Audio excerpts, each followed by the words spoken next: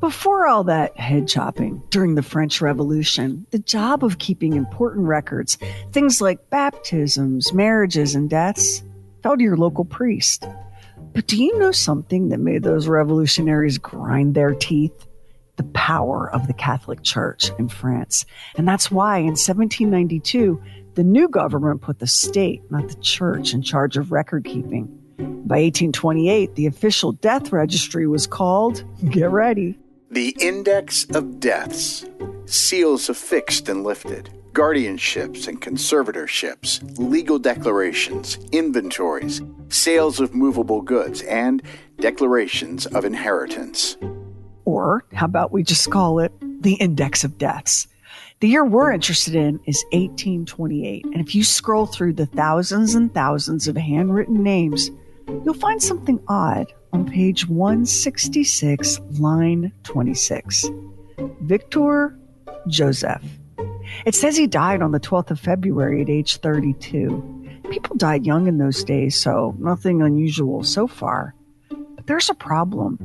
Two problems, actually. First of all, Joseph wasn't Victor's real family name. We know that for a fact. And 32? That can't be right. By 1828, he would have been older than that, maybe even a decade older. And the rest of the entry gets even weirder. Besides Victor's name off in the margin, the clerk left a note. It says, known as the Sauvage of Aveyron. By sauvage, they mean wild child or feral child. It turns out Victor wasn't his real name either. It was assigned to him by the doctor who made him famous. We'll never know his birth name. Come to think of it, everything about this man's childhood is a mystery, a total blank. That's because when Victor was found, he was just 12 or 13, living in the woods. He couldn't speak, and he'd been out there all alone for years. And make out a small beam of light against the mirror.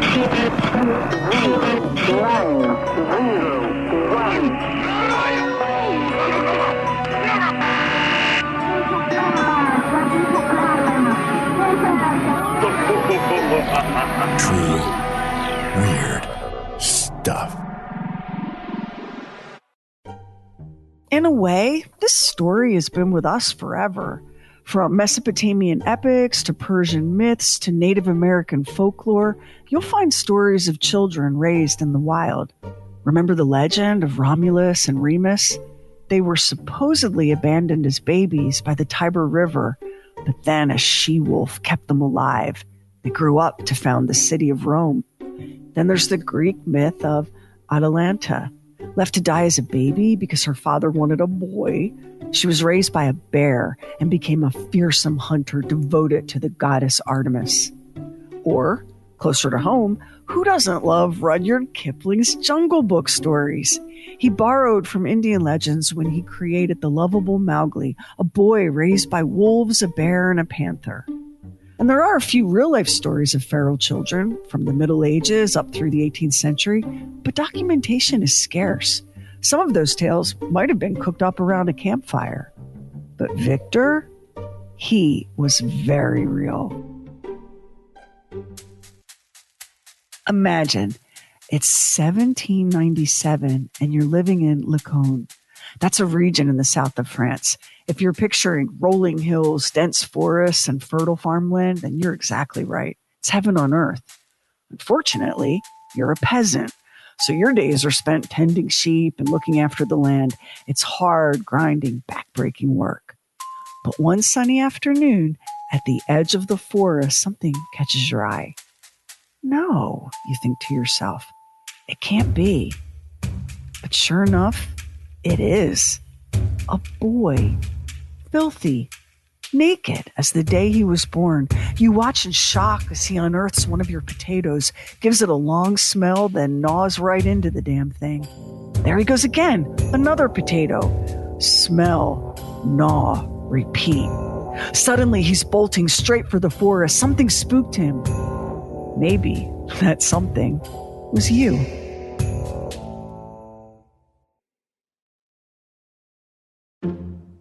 Before you can process what's happening, how batshit crazy this is, the boy's gone, disappeared into the woods like a phantom. Later that evening, as you're sipping a mug of red wine with your peasant neighbors, you finally gather the courage to ask the question that's been on your mind all day. You, haven't by chance seen a naked boy, have you? Rooting around in the potato patch? Turns out, one of your neighbors has seen him. He was gathering acorns from the looks of it. Someone else chimes in, says they found a pile of moss between two trees. Maybe that's where he sleeps. This was the first time, as far as we know, that anyone saw Victor in the wild. He would have been just 9 or 10 years old. The following year, a group of woodsmen found him, and they didn't just stand there. They dragged the boy back to the village. The townspeople had never seen anything like this. They tried to talk to the boy to find out who he was and who and where his parents were. But all they got in return were angry grunts. That and a nasty bite for anyone who got too close. As soon as he was able, Victor escaped. Over the next year, there were more sightings. Then in the summer of 1799, hunters chased him into a tree. He fought like hell, but they got him. And back to the village he went. This time, they put him in the care of an old widow who somehow managed to get him partially clothed. He refused almost all food except for nuts and potatoes, and those he always smelled before eating. Victor paced and stalked around the woman's house like a trapped animal. It took him 8 days, but he finally found his way out. He was on the loose once again, but this time he didn't go back to the woods. Over the next few months, Victor headed north, eventually entering the region of Aveyron. Winter was bitterly cold that year, cold enough that everyone remembered it. But somehow he survived, approaching random farmhouses for food. People saw him frolicking in streams, digging in the ground for roots and bulbs, laughing at the wind. And then Victor made a decision that changed his life, and eventually ours too. On the 8th of January, 1800, in the village of Saint-Sernin, he entered the home of a cloth dyer named Vidal, and Monsieur Vidal called the law. The official who showed up at Vidal's house was spit-take level astonished. I mean, how many feral children have you seen? Right off the bat, there was a complete failure to communicate. Victor was nonverbal, that much was clear. And when he didn't react to sounds, everyone assumed he was deaf, too. There wasn't anything wrong with his hearing. But you have to understand, walking into that dyer's house was like stepping through a wormhole. Nothing Victor saw or touched was familiar, except for the handful of foods he recognized. Voices, speech, they meant nothing to him. Victor didn't respond to sounds, not because his ears couldn't hear them, but because his brain wasn't trained to hear them. If it wasn't important for survival, it was just background noise. But no one understood that. Not yet. The next day, they took Victor to the nearest orphanage, where he caused a sensation. Newspapers printed first-person accounts of the so-called sauvage, and the story spread like wildfire. I believe I should inform you, citizens, of a phenomenal occurrence, which has preoccupied all the inhabitants of this community since this morning. Yesterday, a child who was caught in the Lacone woods by 3 hunters and was led to our orphanage, of which I'm one of the administrators. The child appears to be 12 years of age at most. He is nice-looking.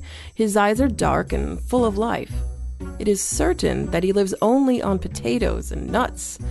If given some bread, he smells it, bites it, then spits it out and throws it away. It is the same for all other foods. Surely, not one word of this was true, was it? He searches incessantly for a means of escape. We let him out this morning in a field next to the orphanage, and he took to running on all fours. If we had not followed him closely and overtaken him, he would soon have reached the mountain and disappeared. We have just let him free in the garden, and, wanting to escape, he tried to break one of the strips of wood in the gate. He never speaks. Scientists begged the authorities to hand the boy over for study. And of course, they did, because those were the times. A child raised entirely on his own, away from the influence of people, that was a gold mine. Victor was a living, breathing control sample for the process of civilization. You see, over the last century, Enlightenment philosophers like John Locke and Jean-Jacques Rousseau had set off a fierce debate. It's pretty much the same nature versus nurture argument we hear today. Are humans born good? Do infants come pre-programmed? Or are they just empty little vessels waiting to be filled? For scientists, Victor seemed like the key to understanding who we really are, without all the noise and distraction that society and culture piles on. The experts were clamoring to get their hands on this boy. But after a few turbulent weeks at the orphanage, Victor was off to Rodez, the district seat of Aveyron, and into the hands of Pierre-Joseph Bonneterre, a zoologist and professor of natural history. Bonneterre was the first scientist to conduct a truly serious examination of Victor. He reported that even though the child looked to be 12 or 13 years old, he was only 4.5 feet tall. He hadn't gone through puberty.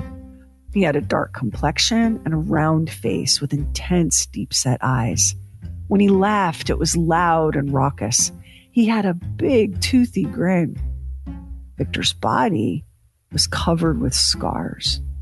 Bonneterre wondered, were they from spending years outside, exposed to the elements? Or was it a sign that perhaps his parents had abused the child and then cut him loose to fend for himself? As we said before, Victor wasn't deaf.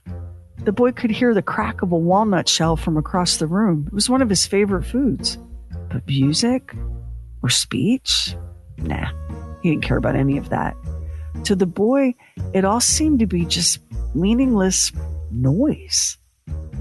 Victor loved warming himself by the fire and didn't mind lifting his robe in front of it, exposing himself to everyone in the room.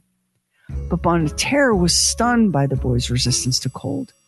It seemed almost superhuman. Even with temperatures below freezing, Victor loved to be outdoors, wearing nothing at all. At night, he slept with just a thin sheet and somehow stayed perfectly warm. Food was an obsession. It seemed to be the only thing on Victor's mind. And who could blame him? He must have been hungry all the time out there in the forest. After a while, he learned to shell beans with astonishing skill and even boil them himself. He learned other things too, like how cooked potatoes are way more delicious than raw. But there were these gaping holes in his understanding of the world. The first time Victor saw a mirror, he tried to look behind it to find the boy staring back at him. Bonneterre was fascinated, and the conclusion of the report he submitted reads like a farewell letter. Go forth, poor youth, on this unhappy earth. Go forth and lose in your relations with man your primitiveness and simplicity. You lived in the bosom of ancient forests. You found your nourishment at the floor of oaks and beech trees. You quenched your thirst at crystal springs, content with your meager destiny, limited by your simple desires, satisfied with your way of life, beyond which we knew nothing. Oh, may you live happily among your countrymen. May you, man without pretension, display the sublime virtues of your generous soul and transmit to the future generations this honorable example as an eternal proof of what can be done by a student of innocent nature. That's a lot to live up to. Victor Victor did have something extraordinary to offer future generations, but first he needed help, serious help. And in Paris, there happened to be a young doctor who was determined enough and brilliant enough and crazy enough to give it a shot.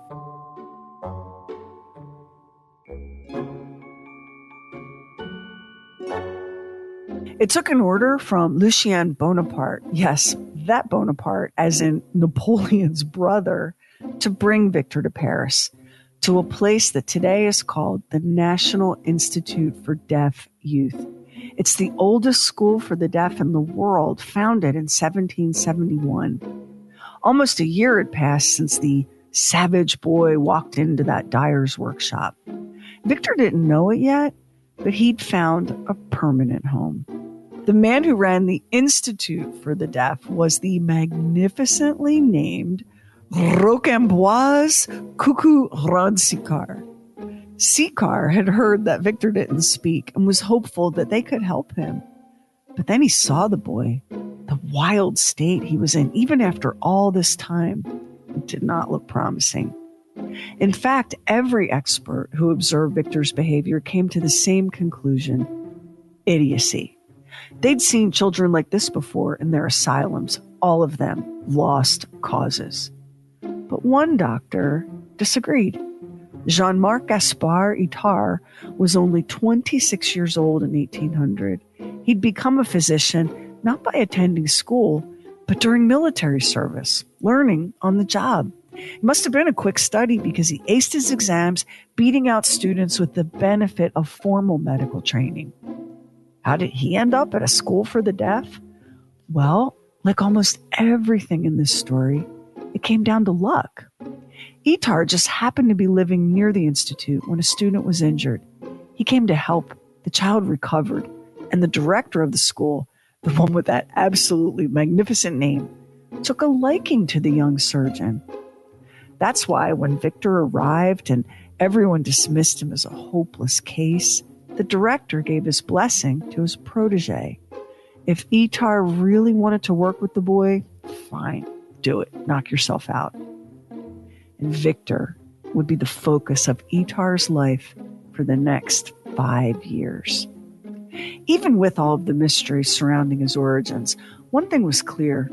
This boy had been through hell, captured and recaptured, accosted by curious townspeople, poked and prodded by doctors, and now dragged from the only home he knew to an enormous city. The crowds, the new and noxious smells, the jostling and shoving at every turn. It must have been bewildering for Victor. He even caught a mild case of smallpox on the way to Paris. He recovered, but it was one more hardship, one more strange and terrible thing happening to him in this new and chaotic life. Dr. Itard was convinced that what Victor needed most was stability, so he moved the boy into his own home. His housekeeper, Madame Guérin, tended to Victor's day-to-day needs and quickly became sort of a foster mother. Remember her, because she'll end up being a really important part of Victor's story. Now, for the first time in his life, Victor had what we would call a normal routine, a regular sleep schedule, all the food he wanted, daily walks with Madame Guérin in the nearby Luxembourg Gardens. He loved the outdoors. When the doctor would take him on carriage rides, Victor cackled with delight as the countryside flew by. When the driver slowed down or stopped, he'd gesture wildly as if to say, "Keep going, faster, faster." Itard's early reports give us the first glimpse of Victor's unique personality, his quirks, the things that made him not a curiosity, but a human being. One morning, there had been a heavy snowfall while he was in bed. When he woke, he uttered a cry of joy, left the bed, ran to the window, then to the door, going and coming impatiently from one to another, and finally escaped, half-dressed, into the garden. There, voicing his delight with the most piercing cries, he roared in the snow, gathering it up by the handful. He devoured it with incredible eagerness. It was clear that both Dr. Itar and the housekeeper, Madame Guérin, saw Victor not as a medical specimen, but as a child, full of a child's wonder and delight at the world. On beautiful moonlit nights, when the rays penetrate into his room, he rarely fails to awaken and go stand in front of the window. There he remains, according to Madame Guérin, for most of the night, motionless, head high, his eyes fixed upon the moonlight landscape. He seems carried away by a sort of contemplative ecstasy, whose silence and immobility are interrupted only by deep breaths, always accompanied by a plaintive little sound. For all of his mystery, there were so many ways in which Victor was just like any other 13-year-old. He wanted his way, and when he didn't get it, he could be a holy terror. Getting him to wear clothes was a struggle at first, but Itar was patient and clever. He just waited for the damp, chilly air to work its magic. And what do you know? Victor decided that warm clothes was something he could tolerate. Madame Guérin was his anchor in that house. Victor adored her. Dr. Itar maintained a more formal relationship with his young student, but Victor made his affection for the man known. There are times when he welcomes me, times I never use for his instruction. For example, when I go to his room in the evening, just after he's gone to bed, the first thing he does is sit up for me to embrace him. Then he takes my hand and draws it over his eyes, his forehead, the back of his head, and holds it there with his own hand for a very long time. When it came to Victor's education, though, where to begin? He didn't understand how a mirror worked, which made sense given the absence of mirrors in his former woodland home. In fact, he had no comprehension of any two-dimensional image, like a painting. Presented with one, he'd try to grab the objects that were painted on the canvas.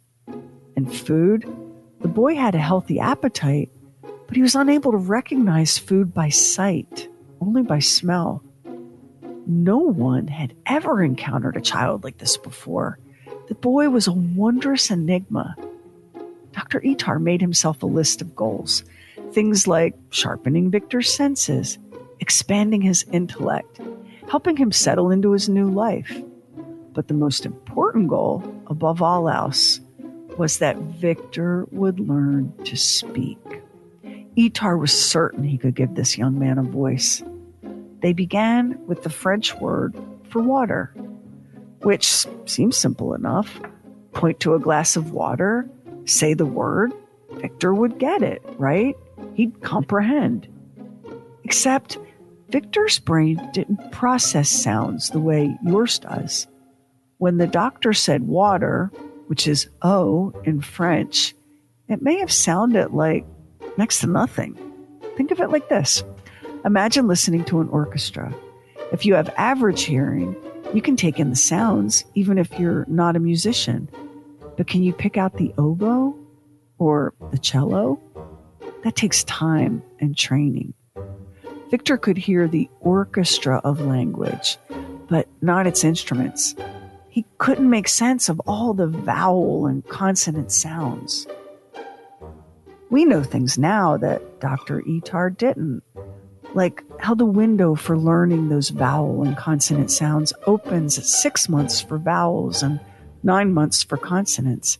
That critical period only lasts a few months. It's just not enough that humans arrive in this world with a built-in talent for language, because mastering language requires countless hours of interaction between child and parent or child and caregiver. Though no one knew how long Victor had been alone in the woods, it was clear that he'd not had consistent nurture and care, much less attentive parenting. But Victor was nothing if not resourceful, and when he needed to communicate, he found a way. If he is in town dining with me, he addresses all his requests to the person who serves the table. If she pretends not to hear him, he puts his plate next to the particular dish he wants and devours it with his eyes. If that produces no result, he takes a fork and strikes the edge of his plate 2 or 3 times. If she still neglects him, then he knows no bounds. He plunges a spoon, even his hand, into the dish, and in the twinkling of an eye, empties it all onto his own plate. Itar also noted that Victor had use for the kind of social conventions that we call manners. People who visit us out of curiosity know how he dismisses them when fatigued by the length of their visits. With more natural frankness than politeness, he offers for each of our guests, quite deliberately, their cane, gloves, and hat, and pushes them gently towards the door, which he slams shut behind him. You go, Victor. Who among us hasn't wanted to do exactly the same thing at least once?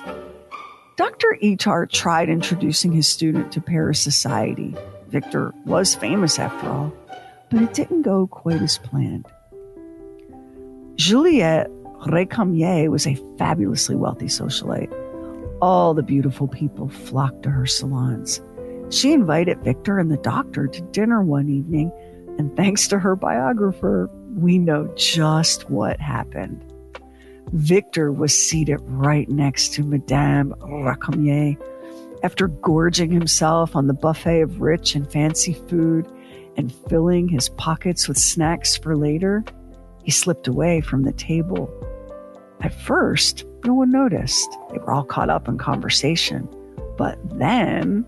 Suddenly, a noise came from the garden. We all followed Dr. Itard in search of the fugitive, whom we soon glimpsed running across the lawn with the speed of a rabbit. To give himself more freedom of movement, he had stripped to his undershirt. Reaching the main avenue of the park, which was bordered by huge chestnut trees, he tore his last garment in two, as if it were simply made of gauze. Then, climbing the nearest tree with the ease of a squirrel, he perched in the middle of the branches. The guests may have pretended to be scandalized, but you know that this kind of behavior was exactly what they were hoping to see from Victor, the wild and savage boy. Dr. Itard employed all the means he knew to recall the boy, without any effect. The savage, insensitive to the entreaties of his teacher, leaped from branch to branch and from tree to tree, until there were neither trees nor branches in front of him, and he reached the end of the avenue. The gardener had the idea of showing him a basket full of peaches, and, nature ceding to this argument, the runaway came down and let himself be captured.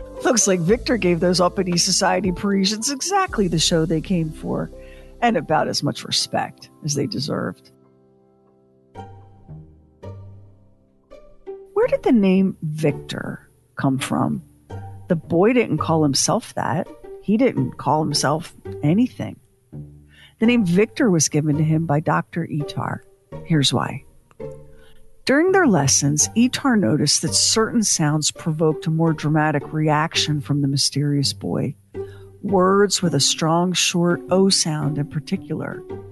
And in French, the name Victor is pronounced Victor. It was as simple as that. With time, Victor learned the letters of the alphabet, and he was able eventually to recognize the words for various objects. As far as behavior went, Victor learned how to conduct himself in a restaurant, where he behaved more or less like any other child his age. More and more, Victor was able to blend in, except for that one time when he got naked in a socialite's garden. But what about Dr. Itar's most important goal? To give Victor the power of speech. That wasn't going so well. Now we understand why, but Dr. Itard didn't have the benefit of 20th and 21st century research on language acquisition in children. He kept at it, though. He and Victor together for another 4.5 years. Progress was achingly slow at times, and there were days when Dr. Itard privately wondered if maybe Victor would be better off had he remained in the forest. The task of learning a whole language, the vocabulary, the meanings, both written and implied, the complexity of it all. There was just so much to learn. Close your eyes and let your hands run across an object. Feel its shape, its contours, its weight. Even with your eyes closed, your mind forms a mental image of what your fingers feel. You could imagine it, right? But Victor couldn't. It took weeks of deliberate practice to help him map things by touch. Because, as it turns out, this is another human skill that we develop very early in life, or we don't develop it at all. To test Victor's memory of objects, Itard would verbally give Victor a list of items to gather from around the house. And he could do that as long as he wasn't distracted by his first love, nature. Itard observed that the boy would inevitably take a little detour along his way to collect the things Itard had requested. Victor would stop in the corridor, put his face to the window at one end of it, and let out sharp cries at the sight of the countryside, unfolding magnificently into the distance. Then he'd set off again for his room. Once he had his little cargo, he'd go back to the window, renew his homage to the ever-regrettable beauty of nature, and then return to me. It's a gift that Itard recorded stories like this. They remind us that Victor was a real person, not just an experiment. Over the years, he learned to write a few words and even build the simplest of sentences. He was so close to being able to fully communicate, but he never did learn to speak. Dr. Itard's final report focused on the progress Victor had made with socialization. And that's something that could never have happened without Madame Guérin. The boy loved her like, well, we would say, like a mother. Though if Victor had any notion of what a mother might be, he never could say. Here's just one example. Early in his training, Victor managed to escape from the doctor's house. He made it all the way to the next district before police found him. They had no idea who this strange boy was. A vagrant, apparently, so they kept him in custody for 2 weeks. He couldn't, or wouldn't, speak for himself. Can you even imagine how terrified Victor must have been? Surrounded by strangers in a strange place, unable to ask for help, their voices harsh and loud to his ears. Eventually, word got back to the Institute, though, and Madame Guérin hurried to the jail to fetch her peculiar little charge. His joy at being reunited must have been overwhelming. When Victor caught sight of the governess, he turned pale and lost consciousness for a moment. Then he felt himself embraced by Madame Guérin. He suddenly revived and showed his delight by sharp cries, convulsive hand-wrenching, and a radiant facial expression. How does your heart not break for this child? In the eyes of the spectators, he appeared less like a fugitive obliged to return to the supervision of his keeper than an affectionate son, who, of his own free will, throws himself in the arms of one who has given him life. Madame Guérin did give him life. Her job was so much more than making meals and changing sheets. She gave Victor the love and support he needed that every child needs to make progress in his education. In that sense, it's not a stretch to say that Madame Guérin collaborated with Dr. Itard. We know almost nothing about her, not even her first name. but it would be wrong to not acknowledge how important she was and how important she would continue to be for the rest of Victor's life. That's because after 5 years of work, Itar ended Victor's formal education. He never said why, but maybe he felt he'd done all he could with Victor. After all, the Institute was also full of other children who needed help. Whatever the reason, Madame Guérin was left in charge of Victor's care.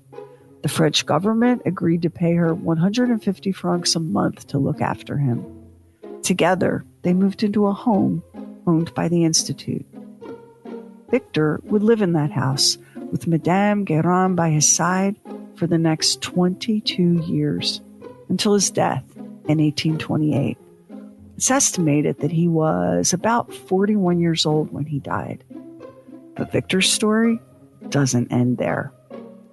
Building on his work with Victor, Dr. Itar turned his attention to a group of children with varying degrees of hearing loss, and he helped them learn to speak.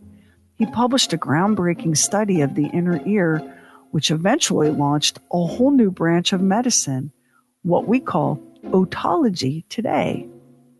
Dr. Itar's student protege and successor, Edouard Séguin, was also a pioneer. His schools for people with intellectual disabilities helped thousands throughout Europe and the United States. But we have to leave France now and fast forward to the end of the 19th century to understand how Victor changed the way children are taught around the world. Changed maybe even the way you were taught. Maria Montessori was one of the first women in Italy to receive a medical degree. She had to do her anatomy work, dissecting bodies, alone at off hours, because the idea of a co-ed anatomy class was just too much to handle, I guess. When she graduated from the University of Rome in 1896, she visited asylums that were overflowing with so-called feeble-minded children, and the conditions they lived in were appalling. No stimulation, no education. The children were warehoused, neglected, and forgotten. Montessori devoured the writings of Itar and Séguin. Then she got to work.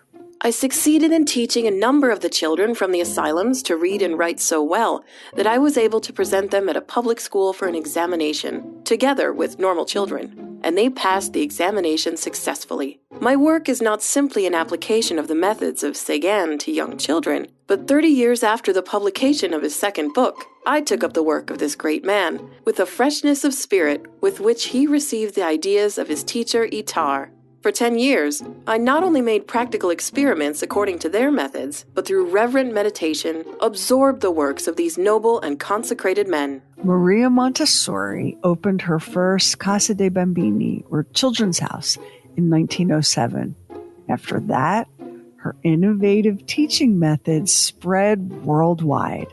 The basic concept assumes that for adequate development of the faculties, every child needs just that kind of physiological sense training which, since the days of Itar and his forest boy, has done wonderful things for idiots and defectives, but which has not been supposed to be needed by your children and mine, ordinary, normal, and somewhat commonplace little brats. If by improving the 5 senses of the feeble-minded, you can make him normal or near normal, why not, by the same methods, render the mediocre young citizen as responsive as any genius? Montessori noted how Dr. Itar took Victor into his home so he could create a hyper-structured learning environment for the boy. Montessori designed her classrooms around the same idea. Many of the educational tools she developed were inspired by things Itar had used with Victor and Séguin with his students. Even her methods for teaching language were shaped by Victor. It's a pretty astonishing legacy for the mysterious boy who emerged from the woods, unable to say even his own name. Let's have another look at that musty old death registry. Page 166, line 26. Victor Joseph. The handwriting is beautiful, so elegant. But now you see just how much is missing. When you learn the story behind the name, it doesn't seem right that all Victor gets is a single line of ornate script. As for Madame Guérin, who loved and cared for the boy, there's no mention of her at all.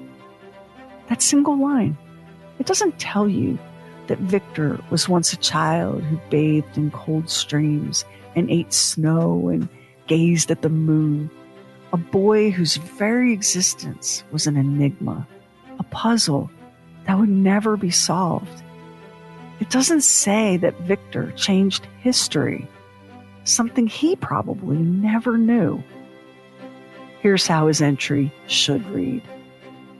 Victor Guérin, known as the Sauvage of Aveyron, the wild boy who helped start a revolution.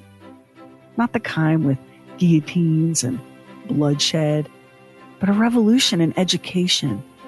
Victor couldn't have known it at the time, but he inspired a new way to approach teaching children, one aimed at seeing every child's potential. Victor's legacy lives on even now in the 15,763 Montessori schools worldwide. Next time on True Weird Stuff. Acne, rosacea, fine lines, wrinkles, enlarged pores. There are all kinds of products on the market to treat your skin. Magical ingredient is retinol, tretinoin. You would never guess, never, that the serum you're dabbing on your face has a dark past involving the Army, the CIA, and a couple thousand men living in a place they called the Terror Dome. That's on the next True Weird Stuff. Special thanks to our voice talents on this episode: Aaron Cox, Sam Moore, Kerry Doc Bowser, and Don Morgan. Well, this is an absolute first because today's episode, Wild Child, was written by a true weirdo, one of our listeners, Matthew Benton, who just out of the clear blue decided to whip up an episode and email it. And we decided to produce it because it was wonderful. And Matthew joins us right now for this postmortem. Matthew, welcome to True Weird Stuff. Thank you so much, Sherry. I'm so excited. Dude, what possessed you to do this in your spare time? Really? This, and I was blown away when I opened the file and read it. I mean, my husband was like, what are you giggling about? I'm like, you're not even going to believe this, Kev. This guy has written a True Weird Stuff episode. I mean, thank you. It's amazing. But what possessed you? Well, it is pretty presumptuous, I have to say, when I sent it. It's like, this is kind of weird. But it was something that you said in a previous episode, that the farmhouse murders episode, where there were children who they were forced to participate in the aftermath of a murder. Mm. Yes, and you said, yes. Yeah, you said, when did we start thinking of children as people and not just little statues or whatever? And I thought, that might be an interesting episode. So I started looking into children's education. How did people in the ancient world view education? How did Native Americans and indigenous people do it? And that led me eventually to Maria Montessori. And my mother was a Montessori teacher, so I already knew who she was. But that led me to Itar. And then Itar led me to Victor. And when I saw Victor, I was like, oh, well, that's the episode. The episode is about this feral child that I had never heard about. Mm. So that's where the episode came from. And I just did it to get it out of my head. Matthew, it's so funny because that is the Max will tell you that is the classic True Weird Stuff journey. Like, honestly, I'll be doing one thing and something else will catch my eye, and it's like a magnetic force that you can't deny. It pulls you down a completely different rabbit hole, and here you are. Victor's story is amazing, and what I find fascinating about the Montessori angle here. We all know, your mom was a Montessori teacher. We all know people whose kids went to Montessori school or adults who themselves went to Montessori school. I don't think any of them know this. I don't think any of them know this story. It's a fascinating story. When Sherry talked about this story and I went, The Wild Child, Victor, I know this story. I had to study this in school. I think I was in about 4th grade. And I think that there's a couple of things that were really fascinating about this, not just the Montessori school about it, but the idea about how we learn language. I just never knew this. It's not something I've ever studied, that at such a young age, when we're just months old, that's when all of this begins with consonants and vowels. It's super critical. So I have a niece who has a rare genetic disorder called Angelman syndrome. It's primarily a seizure disorder, but she's nonverbal. She's super mobile and ambulatory and graceful and athletic, but she's non-mobile. And she's a candidate for a genetic therapy, a clinical trial that could be a game changer. But the one thing that they can never do is give her the ability to speak. And I went with her parents, Matthew, to a consult with a pediatric neurologist who deals with children with this disorder. And I said, but why can't she learn to speak? Like, if they're able to do all of this amazing science, I mean, with time and patience, could she learn? And this neurologist said to me, what people don't understand is the structures for speech, the neurological structures for speech, those pathways. That door opens for a very brief time.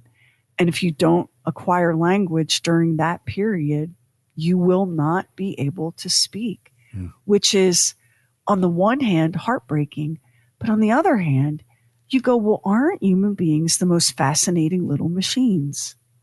Like, and isn't childhood, which is a recent invention, because honest to God, we used to just treat children like small, obnoxious adults and put them out in the fields to work and sell them and stuff. Isn't childhood extraordinary that we have these opportunities from the minute we're born, but they're finite? And it makes you realize how critical it is that children have a safe environment, and not just safety, but nurture and love right from the very beginning.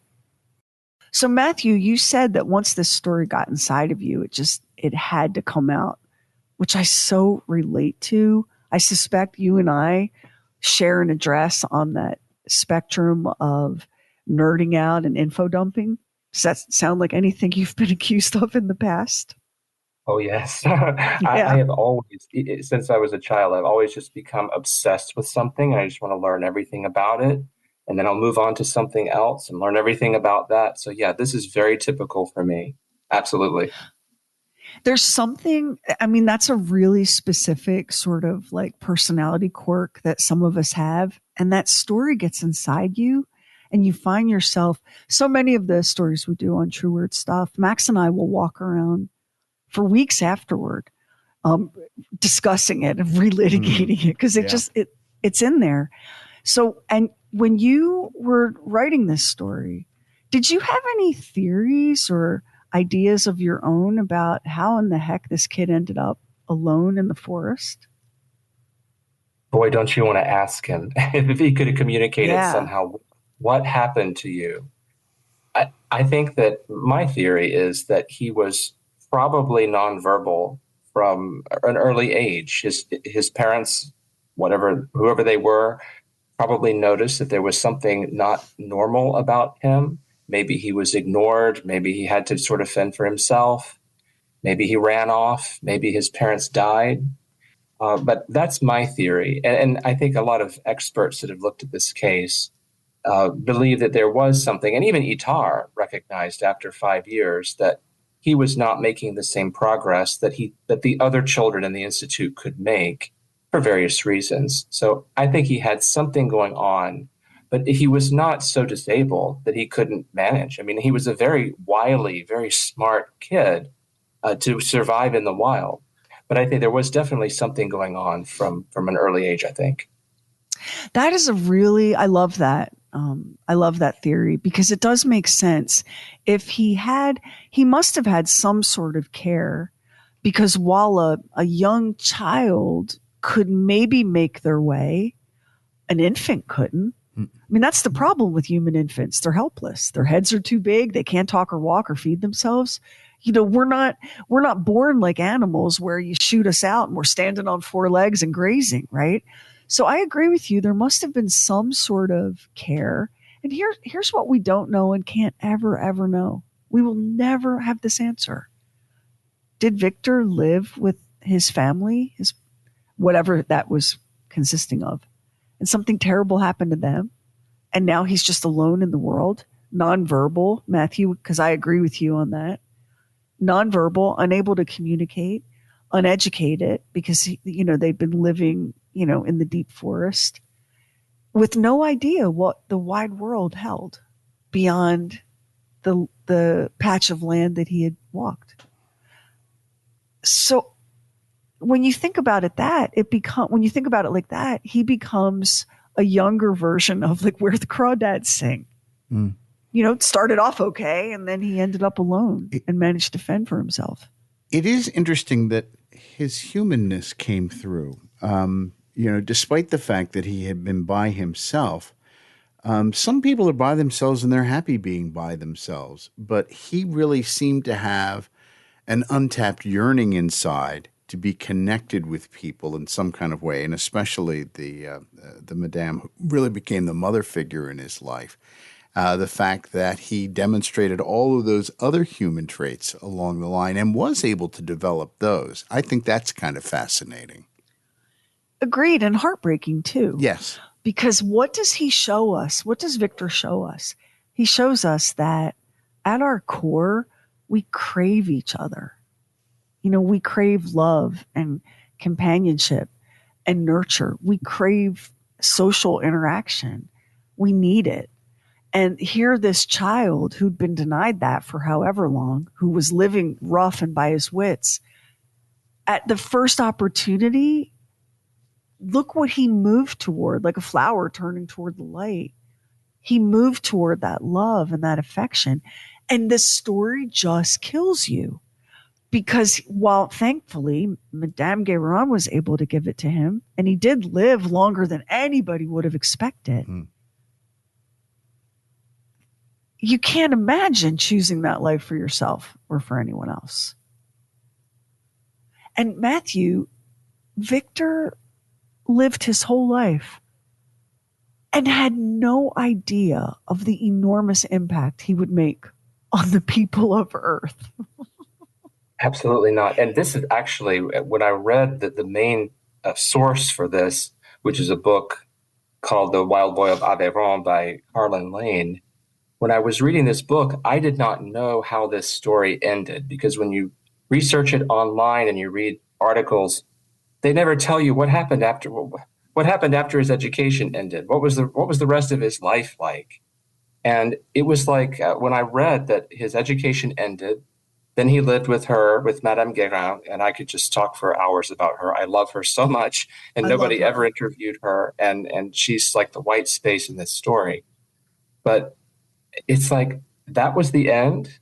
Itard just sort of ended the education, and that was it. He just had that very small. I was hoping that he was in gardens in Paris, going out, maybe not talking to people, but enjoying the outdoors, enjoying the countryside that he loved. And I don't think that happened for him. I think he lived in this house in a very sheltered way. He had his routines with her. And there was a man who visited him about 10 years after the education with Itard ended. And this person had seen him in the beginning and said he was still wild. He was still nonverbal. He was fearful.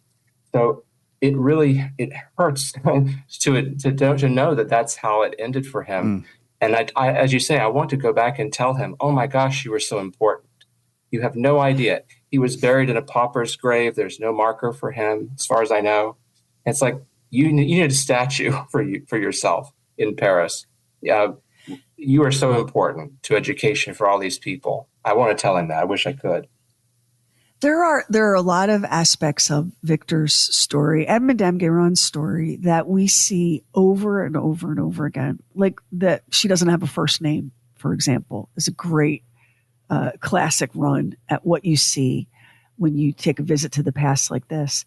And Victor, I mean, in some ways, I suppose he could have become like a little society mascot, where they dress him up in fancy clothes and take him to various parties and he's on display. Like he's not even a person. He's a little performing monkey, right? That could have been one possible fate that I was afraid of for him. But there was another option too that you just pointed out, somewhere between being a little performing oddity in the salons of Paris and being isolated in this small house with Madame Guérin. There was another life in between those where he was out in the world, but not as a spectacle, maybe just as a citizen, right? And he was that didn't happen for him. And the thing about, so I don't want to like be negative about Dr. Ittar, because without him recognizing what was possible with Victor would have languished in the school and probably ended up on the street. Do you think there was any chance that if Ittar hadn't scooped him up, there was any chance of a happy ending? No. Oh, definitely not. So before Ittar started working with him, there was another doctor named Pinel. There's so many things that can't make it into the episode. I really sympathize. You've said this before, like, every line is a compromise. Mm-hmm. But Pinel observed Victor very, very carefully. And he was not a Dark Ages kind of person. He was a progressive about institutionalizing people and how people are treated in institutions. But he looked at Victor's behavior, and he was absolutely wild in those early days. And he said, look, I've got kids that are in my institutions that are more advanced than he is. You're not going to be able to make any progress at all with him. He thought he needed to just be in an institution somewhere and housed. So that's 100%. That's like the best case scenario if Ittar had not started to work with him. 100%. The other thing about Ittar. Well, and let's remember that those institutions, you didn't want to be in one. Oh my God, you want to talk about a snake pit, cuckoo's nest. Yeah, go on. Terrible. Well, the thing about Ittar, he's a very interesting guy because he never married. He didn't have children of his own. And so I think that he just thought Victor was going to be fine with Madame Guérin. He saw her, Victor's life with her as separate from his education. The two were there was a sort of wall between the two. And so I think that he ended the education formally and said, well, Victor's going to be fine. She's going to take care of him. They have a house. The government's paying them a stipend. Everything will be fine. And I think he moved on. It's kind of like a doctor, doctors can't give you all of their emotion or they'd have none left. So I don't really blame him. He wanted to go on and help other people. But you're absolutely right that Victor would have been in an institution. He would have probably died much, much sooner had he not been taken up by Ittar. And who knows what direction Maria Montessori might have gone in without being inspired by Ittar's work with Victor. The thing, and like I said, I don't want to be critical of Dr. Ittar, but it seems pretty clear that he viewed Victor as a fascinating problem to be solved. And he tried his damnedest to solve it. And when he finally accepted that he'd hit the wall, that's when it was time for Victor to go somewhere else. And like on the one hand, you want life to be a sitcom and you want him to adopt the boy as his own, but that's not how life works. That's not how reality works. And thank God for the housekeeper. I mean, this is the courtship of Eddie's father in Enlightenment France. Like, thank God for the housekeeper who was there to step up and give him the one thing that no brilliant physician or scientist ever could. And that was simple, loving kindness. She treated him like he was her boy, and he responded as though she was his. And that may be the single most beautiful part of this story. And the fact that we don't know her name. It's really, she's amazing. And she didn't have any children of her own, as far as I know. And so I think she absolutely did take to him. she would have been probably just a poor person who worked in the institute, cleaning, just doing housekeeping type works in this institute where there are all these children living. And so he was in the actual institute building briefly before he moved in with Itar. And so I think that's when she started working with him. He glommed onto her, and I think it gave her the opportunity to have a child. And so that's why I said at the end, when he dies, what happened to her? How, whereas she must have been completely aggrieved, and she's lost her son, this person she's dedicated all these years to, and we don't even know who she is. But I was very insistent on saying that, and this was my kind of editorial comment, that she collaborated with Itar. She absolutely worked with him, unbeknownst to him. He may not have recognized that, but what she did with him, because there were routines that they followed at the house and he would set the table and things like that. He was learning, he was being socialized by her. And as you say, got that love from her that he'd never felt before. So I agree with the word collaborate, because what she was doing, the soft skills, that's the phrase that we use now, these soft skills, the soft skills that she was demonstrating for Victor, and the environment of warmth and safety and trust that she created for him made it possible, I think, for him to learn what Itar was working on. I mean, we see it even today. Children that are being terrorized and improperly cared for have a hard time learning in school. Like it's the Maslow pyramid of needs, right? If your basic survival and safety needs aren't met, you're going to have a tough time with algebra. And I think what she did for Victor was provide that solid base of that pyramid, the warmth, the survival, the safety, the nurture, which once he no longer had to worry about where he was going to find his next handful of nuts, that freed up some space for him to learn what Itar was teaching. And wouldn't Itar have been a genius visionary centuries ahead of his time, Matthew, if he had recognized that? Oh, absolutely. And there's a lot, if people are interested in the educational part of this, his methodology was so brilliant, because everything he did with Victor, he didn't just say, okay, Victor, do this. And if Victor did that, then he thought that was a success. He would have 3 other tests to make sure he really understood why he did that, make sure he understood things very deeply. I'll just give one example. Victor could go get a book. If he pointed to the word livre, which is book, he would go and get a book. But Dr. Itar recognized that he didn't know that book, that word book, means the concept of book, not just that particular one. And so he had to go through a process. How am I going to teach this boy who can't speak to me, that I don't have a common language with? How am I going to explain to him that this book is like that other book? You know what I mean? So The things that he did over and over for all those years, absolutely brilliant. He was a brilliant scientist. Well, since you had to leave so many things out, and now you know how that feels, since you had to leave so many things out, run us through some of the things that it just really, you were like, oh, I want to put this in if I can make it fit. What were some of your favorite things that you learned working on this? One of the things that you feel like we should know. Yeah. So the thing that I would say first and foremost is the education of deaf people and how that was developing at this time. And that, of course, is part of this, because it's at the Institute for what we now call the Institute for Deaf Youth of Paris, which, by the way, is in exactly the same place, right beside the Luxembourg Gardens. If you ever go to Paris, I will be going to that school, but it has not moved. The oldest school for the deaf in Europe. But how sign language developed. The man who started that institute, a man named Epée, created sign language.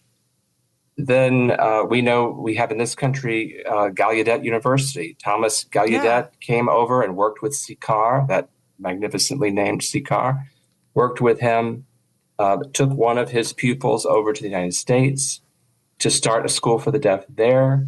There was another school in England that did just verbal or oral training with deaf people. And Dr. Johnson, Samuel Johnson, famous man of letters, went in and saw these folks and was just like bowled over. He said, they read my lips. They can hear with their eyes. I remember reading that.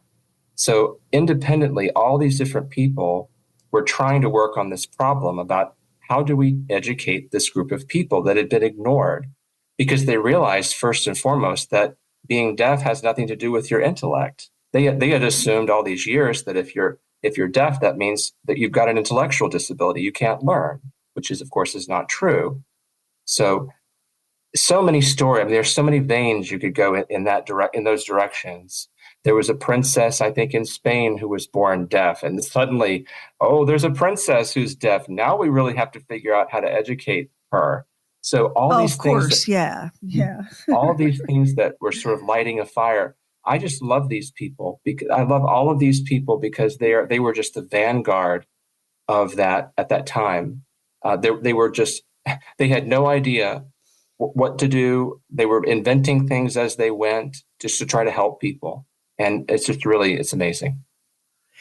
This is so crazy, Matthew. Like, I'm loving this because something that happens to us, we go into these stories and we end up just loving these people so much. And we're so upset that no one knows their name. Like, these are amazing people. You need to know these people and love these people. It's one of my favorite things about working on this show. What I love is when you pull just this random thread and you reveal the connections across time and space and geography. Because this one little story of this wild boy whose entire life is a mystery, this wild boy, it takes us all around the world into the current age, to the Montessori school down the street from my house, to Gallaudet. I mean, all of these things are connected. Everything is connected. And I think the way that we learn in school, at least in the United States, the way we learn history is everything is siloed. It's this war and that war and these dates and this list of presidents and that list of treaties. It's only when you pull it all together that you realize it's all just the story of human civilization, and it's all connected in ways that sometimes feel borderline magical, I guess is the word. Like, just magical. And the number of people, like your mom being a Montessori teacher, is she still with us? She is. She's retired now, but she was a Montessori teacher, 3, 4, and 5-year-olds for at least 25 years. Yeah. Was she aware? Have you talked to her about this backstory for Maria Montessori? I have talked to her about it. And what she mainly remembered is Montessori working with the children in these institutions. And she said to me, their problem was they were just poor. They had no issues necessarily intellectually. They were just warehoused there. And she realized if you give them stimulation, well, hello, they're going to learn. They're going to grow intellectually. But yeah, I also went to a Montessori school where she taught. And so I grew up, at least up to the 2nd grade. I know what that classroom was like. And I think that's kind of why I'm like I am, because the Montessori method allows children in a very structured environment to pick and choose where they want to go that particular day. What do you want to work on? What do you want to do? And so that freedom, that was perfect for me. So I think that kind of wired my brain to do what we're talking about right now, actually. I think that the beautiful part of this story is that kids like you, like all around the world, kids like you were exposed to a completely different way of learning and engaging the world because of kids like Victor and the children at the Institute. Kids that were considered back then, especially, defective and a throwaway.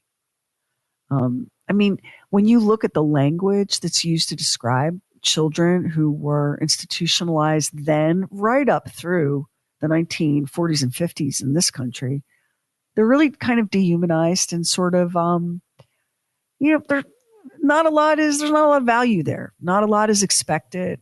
So not a lot of investment is made because there's not going to be much of a return. But what you see in this story, all of the people involved, Sagan, Itar, Montessori, Aveyron, all of these people were kind of mobilized with a very modern belief in what's possible for children. And when you think about it that way, you're like, damn, that was some rock star behavior for the 18th century, was it not? Absolutely.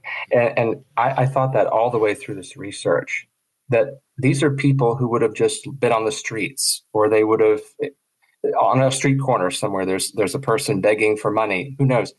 But these people said, wait a minute, how do we help those people? I see that person. How do we help that individual? And they weren't right about everything, and they got things wrong, and we all know that. But as you say, the impetus was, let's try to do something for these people who've been ignored. And I love them for that. I really do. Because then, and until fairly recently in human history, the children that were housed at the Institute were simply housed at the Institute. They had families, most of them. I mean, Victor is an outlier. There were very few wild, feral children roaming around. We didn't know what to do with those children. And so, they were packed off to asylums. In the episode we're doing next week, there was a facility in the city of Philadelphia in the 1950s for severely disabled children. And those children were being used for unlawful human experiments. And you know why that is? Because those children had little to no value for the people who were experimenting on them. They were not going to grow up to be productive. They certainly weren't going to be ratting anybody out for anything. And even beyond that, society as a whole did not really give these children their full humanity. And so it was possible to, brutalize and exploit them. And that was in this country not all that long ago. So when we look at what these really heroic doctors and scientists did in the 18th century with Victor and those other children, that's a big story that I'm super glad you could not keep inside anymore, because it's an important story. And I hope that everyone listening who went to Montessori or who has a child in Montessori is like, hot diggity damn, I had no idea that was part of the inspiration for this curriculum that's changed the lives of kids worldwide for generations. That's, most of us will just live and die and watch some TV and hopefully not leave too much of a mess behind. But Victor, who was, up a tree scouring for nuts, unable to say his own name, look at what he did for the world. Just goes to show you can't dehumanize anyone. No. Because you have no idea what that person is here for, how amazing and special. Because we all have that potential, but it's when we slap dehumanizing labels, like in the case of Victor and some of the other children. Well, they're idiots, they're imbeciles, they're stupid, they're hopeless, they're lost causes. When we do that, we don't just dehumanize the child. We rob all of humanity from potential growth and glory. And that is a lesson we don't seem to learn, do we? Matthew, I just wanted to, it was a wonderful episode. Sherry said to me before, she said, Matthew has written an episode. Perhaps we can get him to actually produce an episode and give you a week off. Well, so if you gave me a list of topics, who knows? Maybe I'd get obsessed with one. I have to say, Matthew, one of the things that I was really struck by when I opened your email, was like, you've written this episode for True Weird Stuff. Use it, don't use it. I just needed to get it out. I was really taken aback because I don't know how many hours you spent writing this, but a lot of these episodes are 20 or more hours worth of research and writing and producing and all of that. So I was really struck by, wow, And then I opened the document and I told Max, I'm like, this guy wrote in my voice. So either the voice you wrote in, either we're the same person or you were just a perfect ventriloquist in some ways. Like, how did you even do that?